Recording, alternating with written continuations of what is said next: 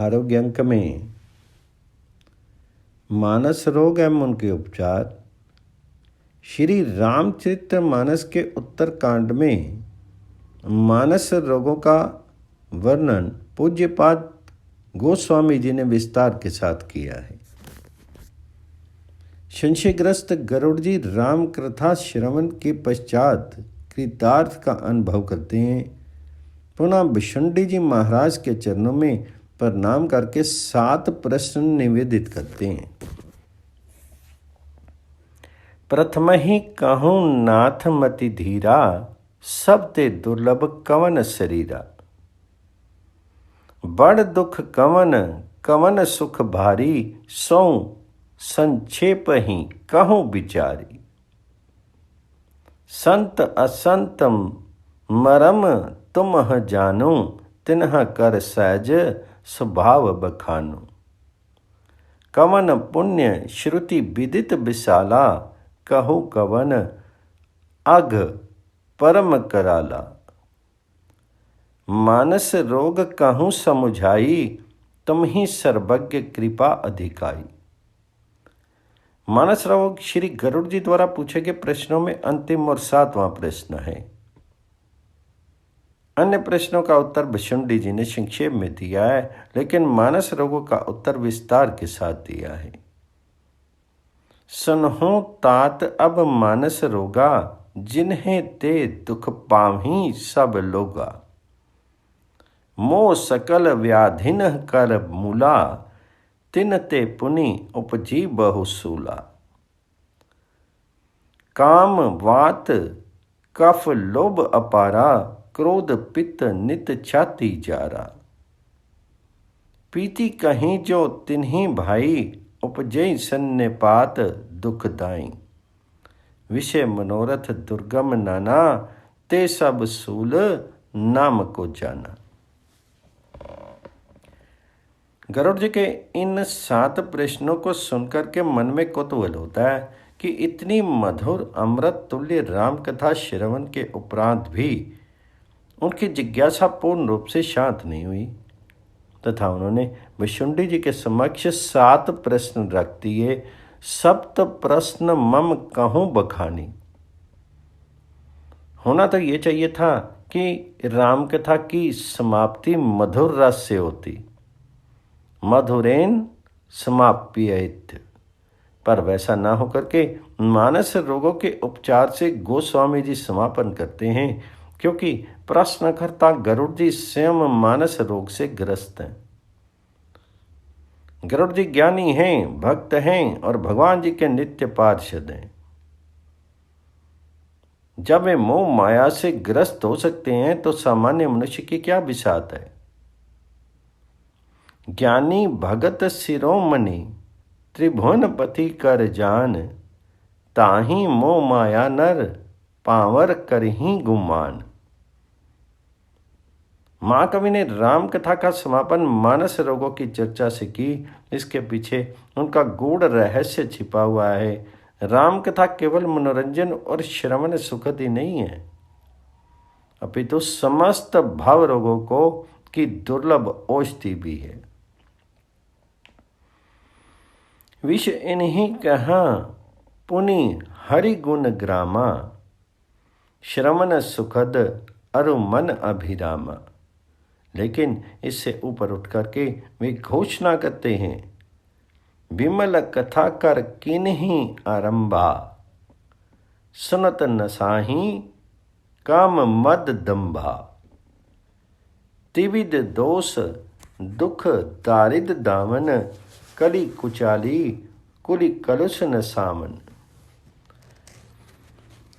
राम कथा श्रवण सुखद और मन को अति रंजित करने वाली तो है ही, लेकिन ये विमल कथा मंगल करनी और कलिमल हरनी भी है। मंगल करनी कलिमल हरनी, तुलसी कथा रघुनाथ की। ऐसे तो मानसिक रोगों की लंबी सूची गोस्वामी जी ने प्रस्तुत की है, लेकिन उनकी दृष्टि में 3 रोग अति प्रबल हैं। तात तीनी अति प्रबल खल काम क्रोध अरु लोभ। मुनि विज्ञान धाम मन करही निमहि महु क्षोभ। तीनों रोगों की व्याख्या करते हुए गोस्वामी जी लिखते हैं, काम वात कफ लोभ अपारा, क्रोध पित्त नित छाती जारा, प्रीति करही जो तीनी भाई, उपजेही सन्न्यपात दुखदाई। यो तो मानसिक रोगों की संख्या अपार है, लेकिन उनमें 3 ही प्रधान हैं। भगवान जी ने गीता में इनको रजोगुण से उत्पन्न करने वाला कहा है। काम ईशा क्रोधा ईशा रजोगुण समुद्भवा। गोस्वामी जी ने काम को वात रोग, लोभ को कफ जनित रोग और क्रोध को पित्त जनित रोग कहा है।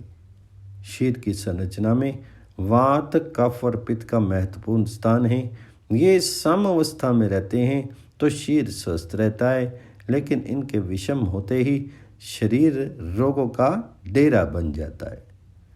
मानसिक रोगों को भी यही दशा है, काम क्रोध और लोभ। यदि मर्यादा में रहें तो जीवात्मा को कोई खतरा नहीं, लेकिन जब तीनों कुपित होकर के विषम हो जाते हैं तो सन्निपात का होना अनिवार्य है। प्रीति करही जो तिन्ही भाई, उपजई सन्न्यपात दुखदाई। एक ही रोग मृत्यु के लिए पर्याप्त है, फिर ये अनंत व्याधियां भला जीव को कहाँ शांति से रहने देंगी। मानस रोगों से ग्रस्त पुरुष भला समाधि को कैसे प्राप्त करेगा। एक व्याधि बस नर मन ही, ए असाधी बहु व्याधि, पीड़ ही संतन जीव कहूँ, सौ किमी लहे समाधि। समाधि की बात तो बहुत दूर है। मानसिक रोगी कभी सामान्य सुख शांति का अनुभव भी नहीं कर सकता है। वह त्रितापों की ज्वाला में निरंतर जलता ही रहता है। मानसिक रोगी की एक विलक्षण विशेषता यह है कि वह स्वयं को रोगी नहीं मान करके सामने वाले को रोगी मानता है। अतः जब तक रोगी को अपने रोग का ज्ञान नहीं होगा, तब तक वह उसका उपचार भी नहीं कराएगा। रोग का ज्ञान होने पर वह निदान के लिए तत्पर होता है, लेकिन ये रोग इतने प्रबल हैं कि क्षीण तो हो जाते हैं, लेकिन समूल नष्ट नहीं होते। जाने ते छिजही कछु पापी, नाश न पामी जन परितापी। बल्कि कुपथ्य का जल पाकर के पुनः अंकुरित हो जाते हैं। विषय कुपथ्य पाई अंकुरे, मुनि हृदय का नर बापुरी।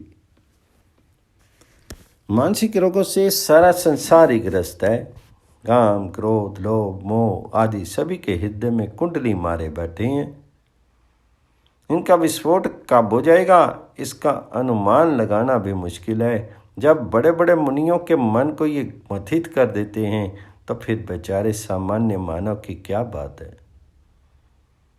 वेद शास्त्रों में मानसिक रोगों से मुक्त होने के अनेक उपाय बतलाए गए हैं, लेकिन औषधियों का वर्णन है, लेकिन ये जटिल रोग जाते नहीं।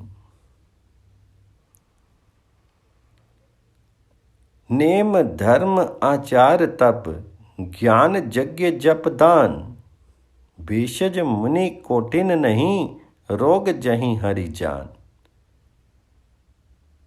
मानस रोगों से मुक्ति के 2 सुगम उपाय हैं। पहला है भगवान जी की कृपा और दूसरा है सद्गुरु द्वारा बतलाए गए उपायों का दृढ़तापूर्वक पालन। राम कृपा नासहि सब रोगा, जो यही भांति बने संजोगा, सद्गुरु वेद वचन विश्वासा, संजम जे न विषय के आशा, रघुपति भक्ति सजीवन मूरी, अनुपान श्रद्धा मति पूरी, यही विधि भले ही सो रोग नसाही, नाही ता जतन कोटि नहीं जाही। ईश्वर की कृपा भी मिल गई, सतगुरु के वचनों पर विश्वास भी हो गया, किंतु अभी औषधि तो मिली ही नहीं। मात्र रोग के ज्ञान होने और निदान होने से रोग नष्ट नहीं होते, उसके लिए औषधि अनिवार्य है। मानस रोगों की एकमात्र औषधि भगवान जी की शक्ति है। रघुपति भक्ति संजीवन मूरी, अनुपान श्रद्धा मति पूरी। यही विधि भले ही सो रोग नसाही, नहीं ते जतन कोटि नहीं जाही। रोग नष्ट हुआ कि नहीं, इसकी पहचान क्या है?